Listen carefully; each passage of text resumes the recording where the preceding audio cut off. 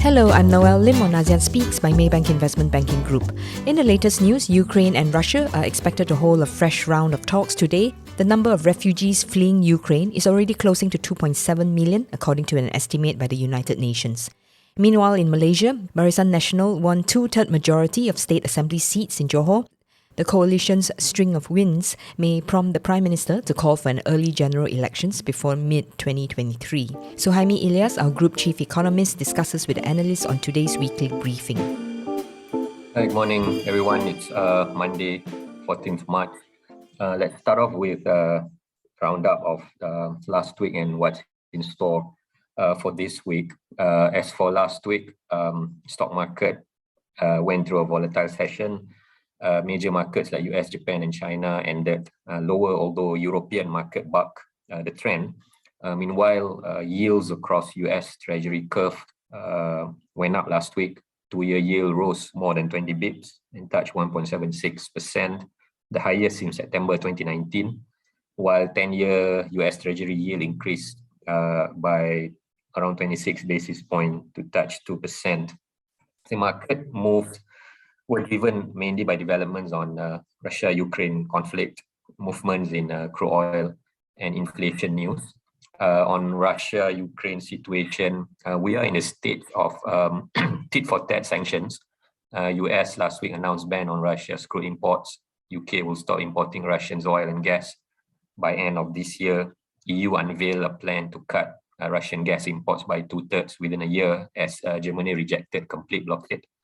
Russia retaliated with ban on exports of over 200 products, but excluded energy and raw materials. The export ban will include also exports by foreign companies operating in Russia. Late last week, US, EU, and G7 group announced further sanctions on Russia. These include revoking Russia's most favored nation or MFN trade status, thus denying benefits of low tariff and few tariff barriers that applies to other WTO or members. Russia will have its membership rights in leading multilateral financial institutions, including the IMF and World Bank, suspended, thus denying them financing, loans, and other benefits. There is also efforts apparently to prevent Russian individuals and entities from using crypto assets to circumvent sanctions. EU will also prohibit imports of key goods from Russia's iron and steel sector, and proposing a ban on new European investment across Russia's energy sector. Meanwhile, growing list of Western companies and MNCs announced they have suspended or are exiting businesses from Russia, and Russia threatens to seize and nationalize assets of companies that pulled out. At the same time, Russia-Ukraine first high-level talk between foreign ministers in Turkey last week ended with no progress. Russia insisted Ukraine surrenders and demilitarize. Ukraine said that it will not yield any territory to Russia and demands ceasefires and Russia retreat in exchange for possible compromise on Russia's demand that Ukraine abandons ambition to join NATO and adopt a neutral position. Russia may incur a debt default this week, as it is due to make payments worth about $117 million on government dollar borrowing on Wednesday. This is as Russia central bank said it lost access to about half of its $630 billion external reserves. To note, around half of Russia's international bonds are held by foreign investors. Brent crude was volatile last week. Posted its first weekly loss since the breakout of the Russia-Ukraine war. It ended the week at $112 per barrel, down from a high of almost $140 per barrel on Monday. I think apart from the earlier mentioned bans and restrictions on trade in Russia's oil and gas by US, UK, and EU, there was also the halt in Iran nuclear talk, thus prolonging absence of Iranian crude oils in the market that is desperate for additional supplies. Crude oil price dip last week also suggests worries over demand destruction. Just an aside, Malaysia's finance minister said in parliament that current fuel subsidy will be reviewed in favor of a targeted program for the lower income group following the sharp rise in global crude oil prices. without a review, the government could be paying up to 28 billion ringgit in subsidies for petrol, diesel, and liquefied petroleum gas or LPG this year against 11 billion ringgit cost last year. On inflation, US inflation rate for February accelerated for the sixth successive month to hit a fresh 40-year high of 7.9% year-on-year. This is as US Fed readies to kick off its interest rate hike cycle at the FOMC meeting this week.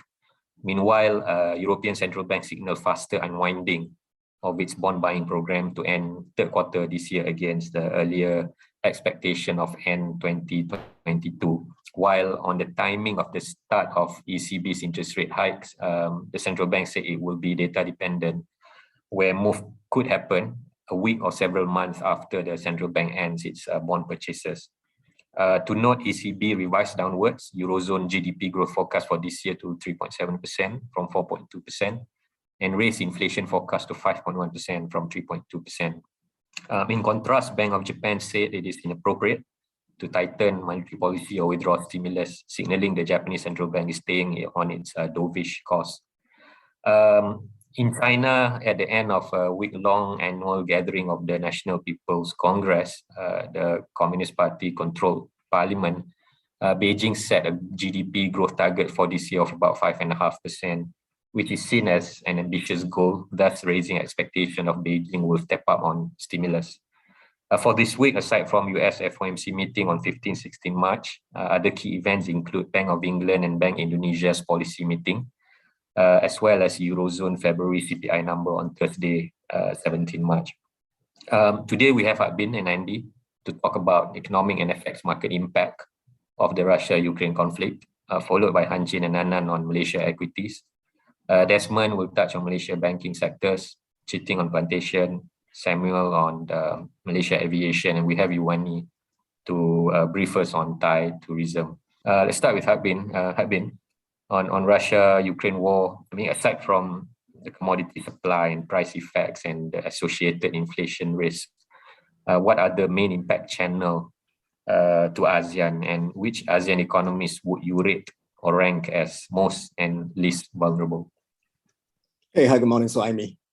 Yeah, I guess there are a couple of channels. I guess the trade links with Russia are actually quite small. So Russia only accounts for less than 0.5% of ASEAN's total trade. But here, I guess we have to be watching out for the impact on Europe. And I think there's a high probability that Europe could sink into recession.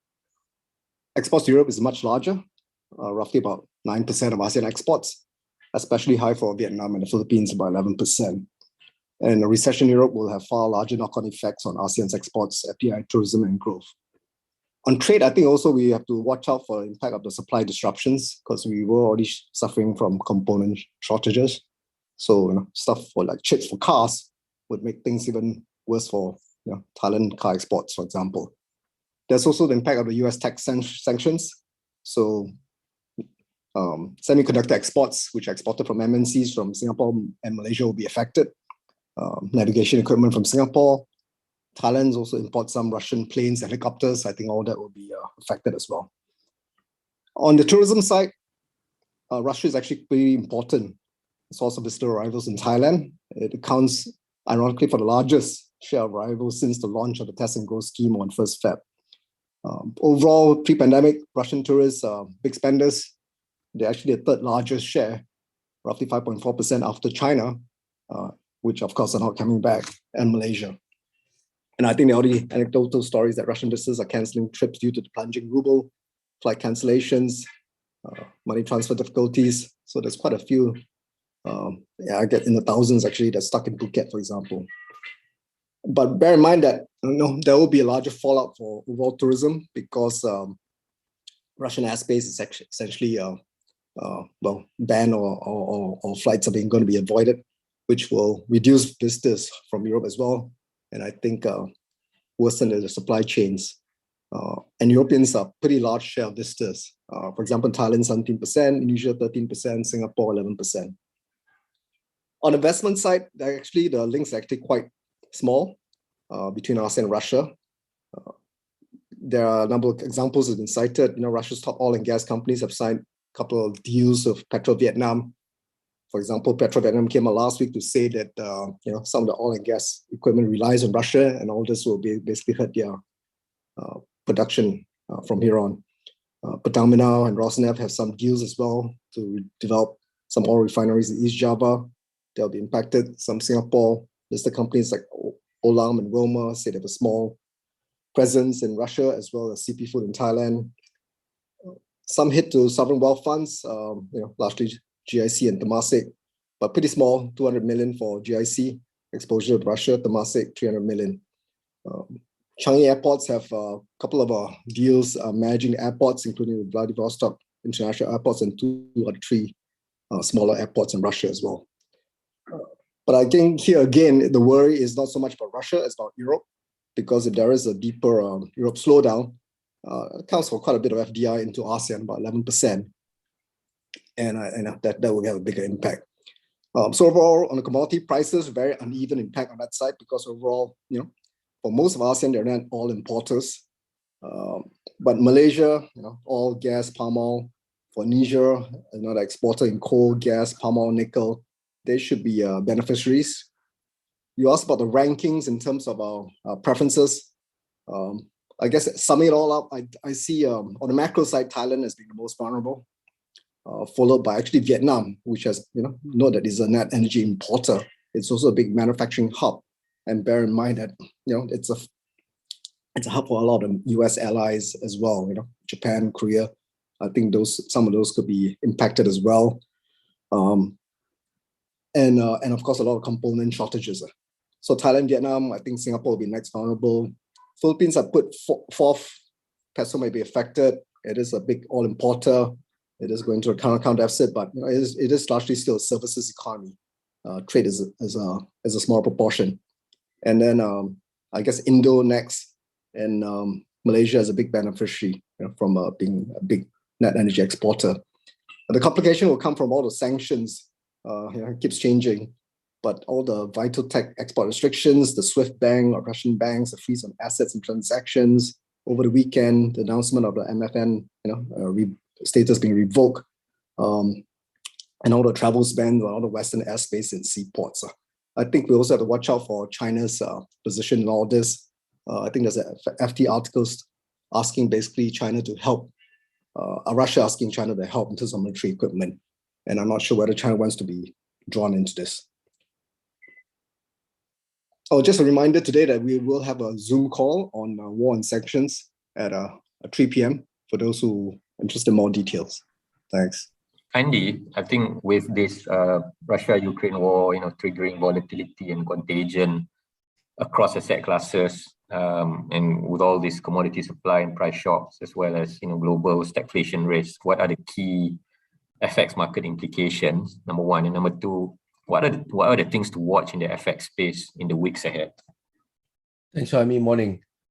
So what do we expect in terms of implications first? Yes, volatility has increased. Obviously, we know that there are a few things that will develop, and Habin has highlighted that. But in the commodity space, beyond oil, I think the supply chain and sanctions have led to some revisions globally across banks and analysts on commodity space revisions for steel, nickel, and other sort of hard metals as well, which may impact some countries as well. And we've done a piece last week that we sent out in terms of the historical episodes of production loss for oil, peak production for oil, and what it means for different event risks. And what came out is quite useful in the sense that if you look at episodes from 2000 and early 2000s to 2011, the relationship between dollar and some of the other commodity currencies may slightly differ compared to more recent 2022, including the current Russian crisis, and 2021 and 2019, where dollar strengthened more recently. And then some of the oil importer and exporter relationships have changed as well, because US has become a net oil exporter because of shale. But generally, our findings is that in cases where dollar is stable or strengthening in the more recent episodes, 2019 to 2022, during bouts of oil price surge. Most ASEAN FX tend to see modest drags, only about 0.2 to 3%, with notable exception of ringgit, which is largely resilient against the US dollar. Similar to our findings elsewhere in this report that we released last week, Thai baht and peso also saw larger drags on average on oil surges compared to IDR, rupiah, and the Sing dollar. So we also at the same time in the report tried to highlight and update our sensitivities of oil to specific currencies. What we found is that beneficiaries tend to be Canadian dollar, Aussie, Kiwi, and ringgit, while the casualties were the yen, Indian rupee, and peso, and to a more modest extent, Thai baht and Korean won. What's its implications? Our overall view in summary is that dollar smile or dollar strength will remain intact near term. A dollar will remain bid alongside the gold, oil prices, of course, and commodity-linked FX such as Aussie, Kiwi, Canadian dollar, and ringgit, if no viable route for diplomatic resolution emerges. But going forward, there are a few things that are coming up. I think the central bank announcements that's coming out over the next week or so will be the main thing to look out for, especially the FOMC. I think most are already pricing in an FOMC move of at least 25 basis points in March, and then expected about 5 to 6 hikes for the rest of the year. So any surprises on that front will be something to look out for. On top of that, we have Bank of Japan and Bank of England.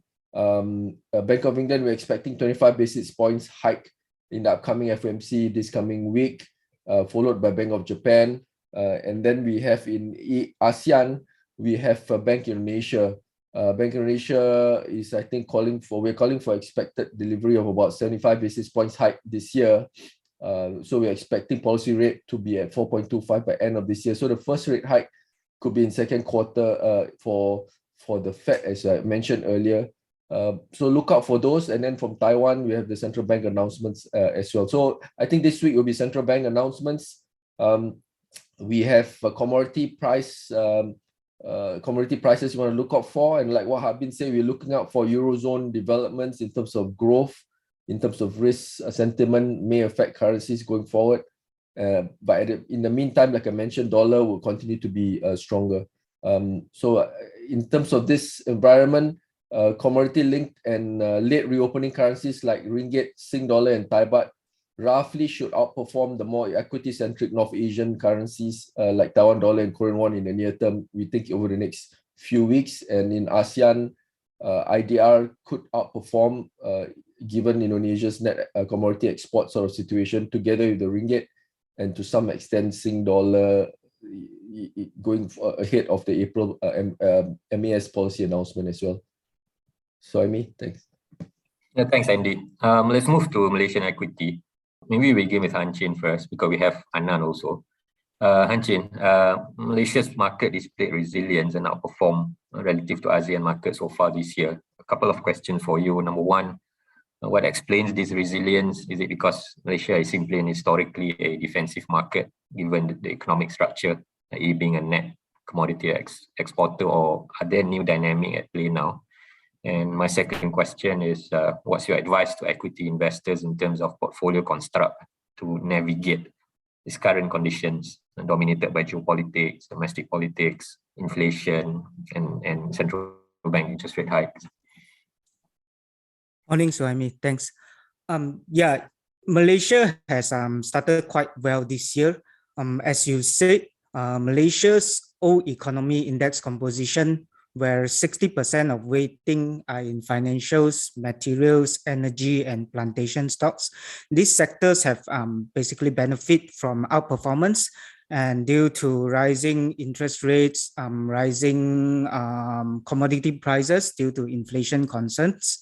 But having said that, sector performance in Malaysia this year has diverged strongly. So another dynamics at play currently is the biggest winners over the past 2 years since COVID started, which are the high growth tech sector and also to a certain extent the small cap names. They are being sold off very sharply this year. and rotation has gone into generally value or specifically commodity and financial play.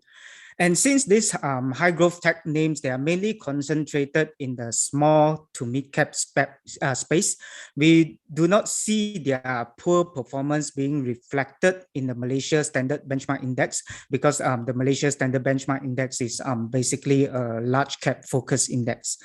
And regarding how to navigate current conditions dominated by geopolitics and domestic politics, inflation, I think with regard to geopolitics and inflation, names which are beneficiaries of rising commodity prices would represent a good hedge to portfolio's performance. Or in other words, in Malaysia, the focus will be on either the plantation sector or the oil and gas sector. While for plantation sector, they are over the past few years, they belong to the low volatility names, and this could benefit from geopolitics uncertainty. While for domestic politics, we prefer consumer sectors, which are also proxy for economic reopening play, and this would include sectors such as retail or auto. We like banks, and because banks will be the biggest beneficiary in view of monetary policy normalization. And overall view is we like value stocks, which tend to have more visible earnings in the near term. Thanks, Suhaimi. Yeah, thanks, Han Chin. Anand, we just had Johor state election over the weekend, a decisive victory for BN following strong showing in Malacca state election in November last year. I think assuming 15 January election will happen sometime this year against mid-2023 deadline, what does it mean to the Malaysian equity market? I mean, specifically in terms of, your year-end index target, investment strategy, sector stock selections. Hi, morning, Suhaimi. Morning, everyone. Yeah, so the outcome in Johor really reinforces our base case expectation as we articulated in our 2022 Outlook report published in December, that an early GE15 is the best case scenario for the market, and is in line with our expectations that for a more sustainable KLCI recovery, that would only happen in the second half after a general elections. And this is really predicated on the fact that the biggest issue for the market right now is an increase in risk premium because of the very uncertain policies from a very fractious governing coalition, especially on the fiscal side. Cukai Makmur is a classic example, which is causing this big divergence in KLCI earnings this year, basically a contraction compared to the GDP recovery we are seeing for the economy. So to reduce that risk premium, really, we would need to see a stronger government in place and all these uncertainties about pending elections being resolved. So I view the Johor outcome as good for the market. I think the read-through is supportive. And I would say that, if we are looking for a resolution on some of the key fiscal issues, like, as you mentioned, the fuel subsidy issue, as well as the tax base, expanding into GST, carbon tax, capital gains tax, that all would be facilitated by early elections. So in terms of the positioning and KLCI index target, it hasn't changed. I mean, as I said, things are going as we expected. And our KLCI target for the end of the year is still 1710. So that's about a 11% or 10% upside from where we are right now.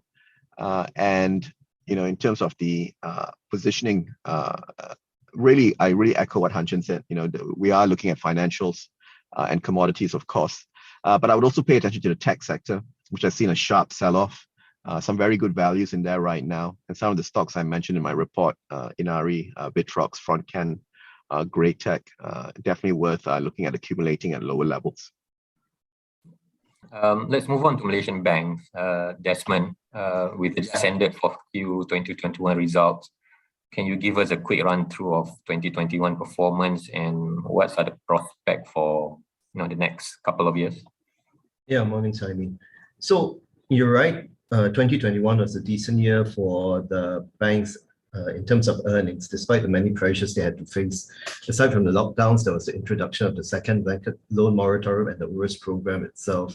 However, cumulative operating profit for our banks rose 6% year-on-year during last year itself, and this was driven mainly by strong interest margin recoveries and controlled cost growth. Net profit jumped 30% on the back of lower credit costs. Into this year, essentially what we expect is for overall net profit for the banks to be flat. Operationally, loan growth is expected to pick up and margins we think will remain stable. However, what we have assumed is the possibility of lower investment income should bond yields rise, as well as faster expense growth on the back of the economic recovery. And bear in mind, there is also Chukai Makmur to contend with, which will impact all banks and which we think will offset the positive impact of lower credit costs. So all in, we project a slight 1% contraction in cumulative core net profit for the banks this year. What is encouraging, however, is that dividend payout ratios are normalizing upwards. What we are encouraging investors to do really is to look beyond 2022 into 2023, where we are actually projecting a more robust 18% net profit rebound, mainly on the back of lower provisions and the absence of Chukai Makmur itself. So coupled with improved ROEs, higher dividends, and reduced asset quality risks from moratorium loans, 2023 is actually looking a lot better for the banking sector. Right, thanks, Desmond. I want to bring in Samuel. Samuel, with Malaysia announcing full reopening of its borders on 1st April, it is a much-awaited positive news for sectors like aviation. Would you recommend investors to put money in both airports and airlines, or in your opinion, should there be a preference between the two? Hi, Suhaimi, good morning. So yeah, on 1st April Fool's Day, Malaysia will reopen its borders. But in terms of the impact to the aviation sector, we prefer airports, which is Malaysia Airports, rather than AirAsia Group. Now Capital A.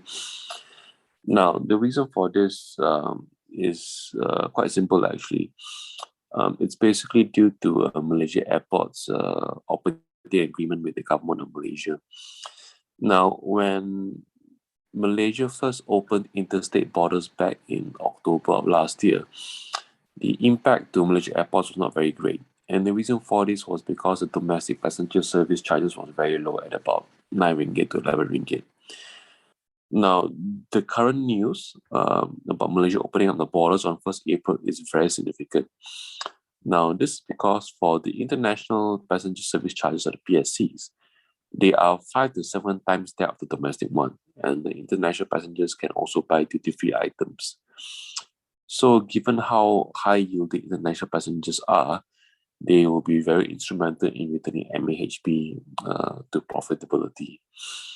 Now, if you compare that to Capital A, well, to be sure, the reopening of borders will be beneficial to Capital A as well.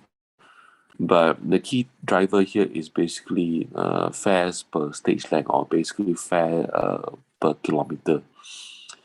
Now, what we have realized is that fare per kilometer for domestic flights is actually quite high. But once we go international, the fare per kilometer actually starts to drop a bit. So the profitability of international flights is actually a bit less than domestic ones. I mean, to be sure, the opening of borders will help, Capital A, repay the aircraft lease expenses, have return them the profitability as well. But in terms of the news, this very much favors Malaysia Airports and MAHB over Capital A. So I would say in preference, we will prefer Malaysia Airports over Capital A. Thanks, Jaime. Yeah, thanks, Samuel. Since we are on this topic of travel tourism, maybe I can bring in Yuwanee into the conversation.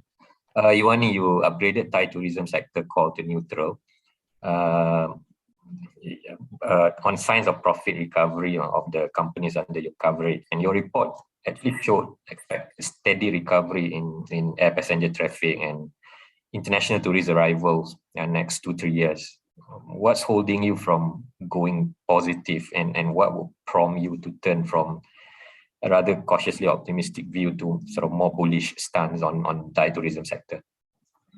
Yes, good morning. Based on AOT's guidance, we expect the international arrivals to total 9 million this year, a sharp recovery from 400,000 last year, but not until 2024 that we expect a full recovery and international tourists will reach pre-COVID 40 million.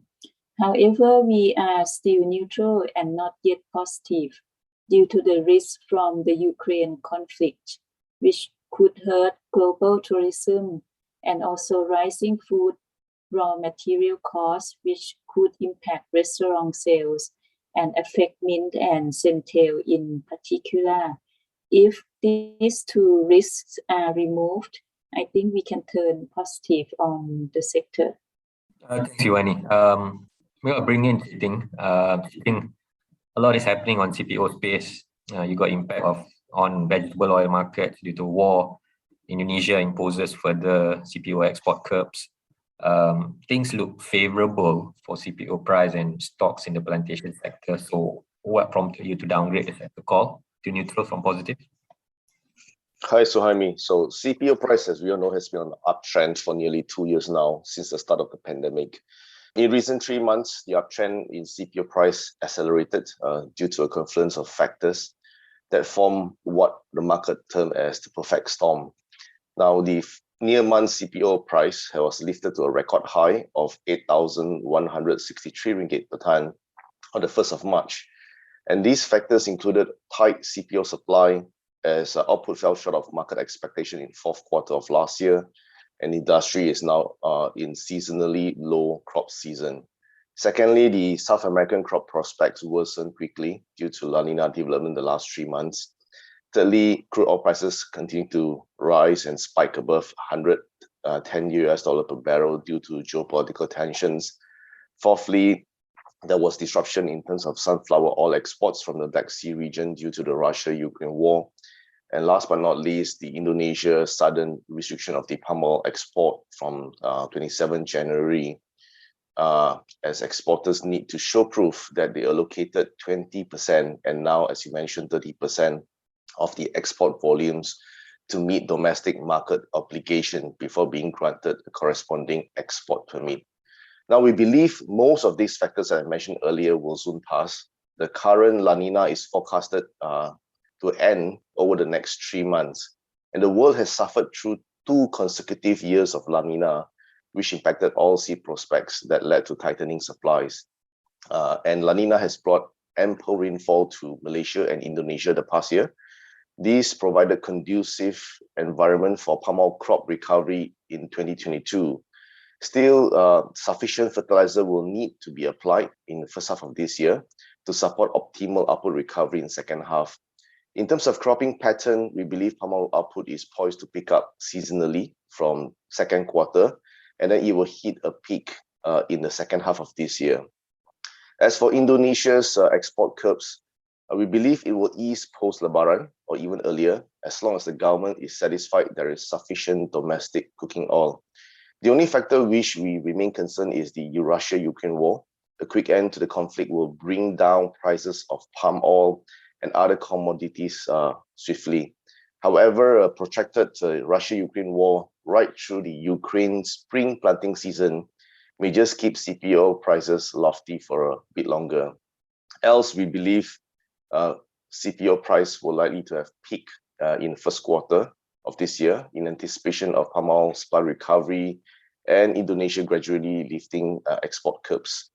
We are also concerned about demand destruction, as the current unprecedented high prices will hasten demand rationing.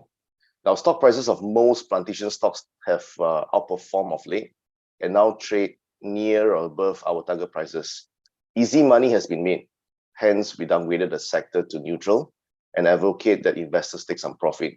Our preferred buys in the region are now KLK, Ta'an, and Bumitama Agri. Thanks, Ting. And that's it for today. Have a good week ahead. Thanks, everyone. Bye-bye. Download our reports from the Maybank Trade app or speak to your trading rep or contact our sales desk to open an account. Happy trading week. I'm Noelle Lim on ASEAN Speaks by Maybank Investment Banking Group.